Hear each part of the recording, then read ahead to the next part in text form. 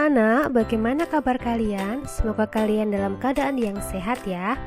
Nah, kali ini Bunita akan menjelaskan mengenai muatan pelajaran IPA khususnya tema 5, subtema 2 dan 3. Mari anak-anak, kita bersama-sama menyaksikan video penjelasan berikut ini. Nah, pada tema 5, subtema 2 dan 3, kita akan mempelajari mengenai rantai makanan. Apakah yang dimaksud dengan rantai makanan? Rantai makanan adalah peristiwa makan dan dimakan antar makhluk hidup untuk kelangsungan hidupnya. Di dalam rantai makanan ada 3 peran makhluk hidup. Yang pertama adalah produsen. Produsen artinya adalah makhluk hidup yang dapat membuat makanannya sendiri melalui fotosintesis. Nah, produsen ini ditempati oleh tumbuhan. Jadi yang bertindak sebagai produsen adalah tumbuhan, semua tumbuhan hijau. Kemudian yang kedua adalah konsumen. Adalah makhluk hidup yang tidak dapat membuat makanannya sendiri sehingga mendapatkan energi dari makhluk hidup lain. Nah, jadi yang termasuk konsumen itu adalah, contohnya adalah hewan. Kemudian yang ketiga yang akan kita pelajari selanjutnya adalah jenis-jenis konsumen. Jadi sebelum kita mempelajari peran ketiga, kita akan belajar dulu mengenai 3 jenis konsumen. Yang pertama adalah konsumen tingkat pertama. Yang dimaksud dengan konsumen tingkat pertama adalah kelompok hewan pemakan tumbuhan atau herbivora dan hewan pemakan segala atau omnivora. Jadi konsumen tingkat pertama ditempati oleh pemakan tumbuhan atau herbivora dan pemakan segala, yaitu omnivora. Konsumen tingkat kedua ditempati oleh kelompok hewan pemakan hewan lain atau karnivora dan pemakan segala atau omnivora. Selanjutnya adalah konsumen puncak. Siapakah yang menempati konsumen puncak? Yaitu kelompok hewan karnivora yang tidak ada pemangsanya. Contohnya adalah singa, elang, harimau. Nah, kemudian kita akan mempelajari peran yang ketiga adalah pengurai. Apakah pengurai itu? Pengurai adalah makhluk hidup yang mengurai sisa-sisa tubuh makhluk hidup lain yang telah mati. Jadi setelah hewan itu mati atau tumbuhan itu mati, dia akan diuraikan oleh pengurai. Penguraian tersebut menghasilkan zat-zat kimia dan nutrisi yang dibutuhkan produsen. Contoh pengurai itu adalah cacing tanah, jamur, dan bakteri. Nah, di situ anak-anak sudah saya berikan contoh mengenai rantai makanan. Jadi rantai makanan itu selalu dimulai oleh produsen. Yang pertama adalah produsen tumbuhan. Di situ saya contohkan adalah tumbuhannya padi. Kemudian selalu diberikan tanda panah ke kanan. Itu membacanya adalah padi dimakan ulat, kemudian ulat dimakan ayam, ayam dimakan elang, dan kemudian elang akan diuraikan setelah dia mati. Hubungan makhluk hidup di dalam ekosistem. Makhluk hidup saling berinteraksi untuk mempertahankan hidupnya. Interaksi antara makhluk hidup dalam ekosistem dapat berupa simbiosis. Nah, khususnya saat ini kita akan membahas tentang simbiosis. Apakah arti dari simbiosis? Simbiosis adalah hubungan timbal balik antara dua makhluk hidup yang hidup dalam ekosistem yang sama. Jadi simbiosis itu atau hubungan timbal balik antara dua makhluk hidup hanya bisa terjadi pada makhluk hidup yang tinggal dalam ekosistem yang sama. Ya, kalau dalam ekosistem berbeda tidak akan bisa terjadi simbiosis.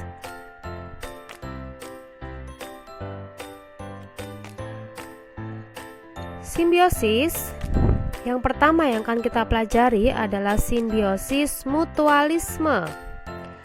Artinya, hubungan antara dua jenis makhluk hidup yang saling menguntungkan. Jadi, dua makhluk hidup yang saling berinteraksi tadi berhubungan dengan mereka saling menguntungkan kedua-duanya. Nah, contohnya adalah yang pertama adalah bunga dan lebah. Jadi, hubungan antara bunga dan lebah dan hubungan antara bunga dan kupu-kupu. Bunga diuntungkan karena dibantu penyerbukannya, sedangkan lebah atau kupu-kupu juga mendapatkan keuntungan. Apakah keuntungan lebah atau kupu-kupu itu? Mereka bisa mendapatkan makanan yang berupa nektar. Nektar itu adalah cairan manis yang ada pada bunga. Jadi, saya ulangi, simbiosis mutualisme itu adalah hubungan yang menguntungkan kedua belah pihak. Contoh yang kedua adalah hubungan antara ikan badut dan anemon laut. Ikan badut dapat bersembunyi untuk mencari perlindungan di anemon laut. Sedangkan anemon laut mendapatkan sisa makanan dari ikan badut. Jadi kedua-duanya mendapatkan untung. Untungnya ikan badut, dia bisa mendapatkan tempat perlindungan. Kemudian untungnya anemon laut, dia mendapatkan sisa makanan dari ikan badut. Contoh yang ketiga adalah hubungan antara kerbau dan burung jalak. Nah, kerbau akan terbebas dari kutu yang menempel di badannya. Jadi kalau kerbau itu biasanya ditempeli kutu, itu akan sangat mengganggu dia. Sedangkan burung jalak akan memakan kutu yang ada di tubuh kerbau. Jadi keuntungan kerbau, dia terbebas dari kutu. Kemudian keuntungan burung jalak, dia akan mendapatkan makanan berupa kutu yang ada di tubuh kerbau. Kemudian selanjutnya akan kita pelajari adalah simbiosis komensalisme.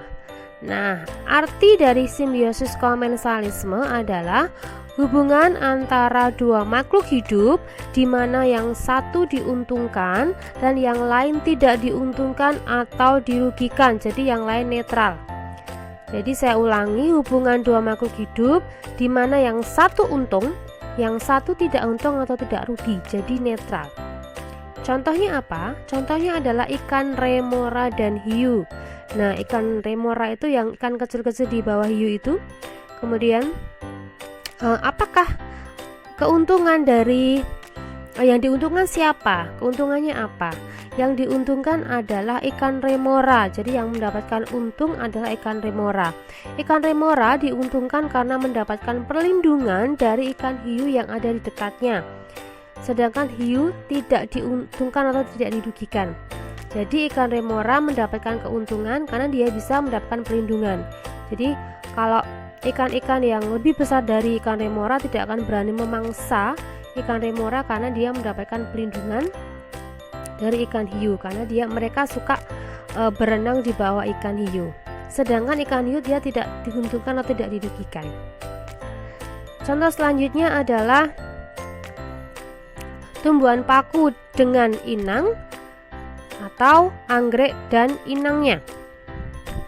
Nah, itu contohnya. Jadi anggrek itu suka menempel di inangnya, di pohon inangnya. Tumbuhan paku dan anggrek mendapatkan tempat tinggal karena menempel di pohon inangnya, sedangkan inangnya tidak diuntungkan atau tidak dirugikan. Ya. Kemudian contoh selanjutnya adalah bakteri pembusuk dalam usus manusia, yaitu bakteri E. coli atau Escherichia coli. Nah, siapakah yang untung? Yang untung adalah bakteri itu. Kenapa dia untung? Karena dia menyerap zat-zat makanan yang sudah tidak dicerna lagi oleh tubuh manusia. Sedangkan manusia tidak diuntungkan apapun atau dirugikan. Simbiosis yang ketiga yang akan kita pelajari adalah simbiosis parasitisme. Apakah simbiosis parasitisme itu? Artinya hubungan antara dua makhluk hidup yang menguntungkan satu pihak tetapi pihak lain itu dirugikan. Ya, jadi hubungan antara dua makhluk hidup yang satu untung, dan yang lain akan dirugikan. Contohnya adalah yang pertama, kutu dengan kucing dan kutu dengan anjing. Nah, siapakah yang diuntungkan dan siapakah yang dirugikan? Yang diuntungkan adalah kutu. Kenapa? Karena dia menghisap darah dari anjing dan kucing. Sedangkan kucing dan anjing dirugikan karena darahnya dihisap oleh kutu. Contoh yang kedua adalah tali putri dengan inangnya, Rafflesia dengan inangnya, dan benalu dengan inangnya. Dia adalah 3 contoh tanaman yang bersifat parasit atau merugikan. Nah, siapakah yang dirugikan? Di sini yang dirugikan adalah pohon inangnya. Yang diuntungkan adalah tali putri, Rafflesia, dan benalu. Kenapa mereka mendapatkan keuntungan? Karena mereka menyerap sari-sari makanan dari pohon inangnya. Di situ sudah saya berikan contoh gambar. Itu adalah gambar Rafflesia yang menempel pada pohon inangnya. Jadi inangnya itu artinya yang ditempeli atau pohon yang ditempeli sebagai tempat hidupnya mereka. Nah, kalau pada anggrek tadi, anggrek tidak merugikan karena dia hanya menumpang hidup saja. Tetapi kalau Rafflesia, tali putri, dan benalu, selain mereka menumpang hidup, mereka juga menyerap sari-sari makanan dari pohon inangnya. Nah, contoh tumbuhan parasit adalah tali putri, Rafflesia, dan benalu karena mereka menyerap sari-sari makanan dan sangat merugikan. Di situ adalah contoh dari benalu yang menempel pada tumbuhan inangnya dan contoh dari tali putri. Jadi yang bentuknya seperti mie warna kuning itu adalah tali putri ya. Dia menempel pada pohon inangnya. Yang ketiga adalah cacing pita yang ada pada usus manusia. Nah, yang diuntungkan adalah cacing pita karena dia menyerap sari-sari makanan dari tubuh manusia, dan manusianya dirugikan karena sari-sari makanan yang seharusnya diserap dan diedarkan ke seluruh tubuh, tetapi sari-sari makanan itu diserap oleh cacing pita. Nah, anak-anak, selanjutnya akan kita pelajari adalah keseimbangan ekosistem. Di dalam ekosistem dapat terbentuk lebih dari satu rantai makanan yang saling berhubungan satu dengan yang lain, yang disebut dengan jari-jari makanan. Jadi, jari-jari makanan itu adalah kumpulan beberapa rantai makanan dalam suatu ekosistem. Nah, agar lebih jelasnya, di situ sudah saya berikan contoh gambar dari jaring-jaring makanan. Jadi, rantai makanan yang terkumpul atau kumpulan rantai-rantai makanan itu akan disebut sebagai jaring-jaring makanan. Jadi ada beberapa rantai makanan dalam jaring-jaring makanan. Ya, kalian boleh amati di situ. Dari tumbuhan yang bawah itu akan dimakan oleh kelinci, kemudian panahnya dari kelinci akan dimakan oleh rubah atau kelinci akan dimakan oleh elang. Kemudian kalau tumbuhan yang bawah dimakan tikus, maka tikus itu akan dimakan rubah atau tikus akan dimakan elang. Nah, kemudian tumbuhan jika dimakan belalang, maka belalang itu akan dimakan laba-laba. Kemudian laba-laba itu akan dimakan burung panahnya, dan burung itu akan dimakan elang. Nah, itu adalah contoh jaring-jaring makanan. Selanjutnya adalah ekosistem yang terganggu dapat menyebabkan terganggunya rantai makanan. Jadi kalau ada dalam ekosistem itu ada yang punah, ya itu akan sangat mengganggu rantai makanan. Di situ sudah saya berikan contoh rantai makanan. Jadi rumput itu akan dimakan belalang, kemudian belalang akan dimakan katak akan dimakan ular, kemudian ular nanti akan diuraikan. Kemudian sisa penguraian tadi akan dimanfaatkan oleh tumbuhan untuk dia hidup dan berfotosintesis. Nah, bila dalam suatu rantai makanan populasi ular menurun, silakan kalian simak di situ, maka akan membuat populasi katak dan tikus itu akan meningkat. Ya, jadi kalau populasi ularnya menurun, maka populasi katak dan tikus. Kenapa katak dan tikus? Karena makanan ular itu adalah katak dan tikus ya, biasanya seperti itu. Karena tidak ada pemangsanya, maka populasinya atau jumlah dari katak dan tikus itu akan meningkat. Sedangkan populasi belalang akan menurun. Kenapa populasi belalang dalam rantai makanan itu akan menurun? Karena jika ular itu populasinya menurun, katak itu akan meningkat populasinya. Semakin banyak katak, maka akan semakin banyak belalang yang dimangsa dan populasi belalang akan menurun. Ya, tuh anak-anak. Jadi salah satu konsumen dalam rantai makanan itu menurun, maka akan atau meningkat, maka akan mengganggu ekosistem atau rantai makanan. Nah, anak-anak, terima kasih sudah menyaksikan video penjelasan IPA tema 5. Semoga video ini bermanfaat bagi kalian dan bisa membuat kalian semakin jelas untuk memahami materi kita kali ini. Tetap semangat belajar dari rumah anak-anak. Sampai jumpa di pembelajaran selanjutnya. Jangan lupa subscribe, like, dan share video ini.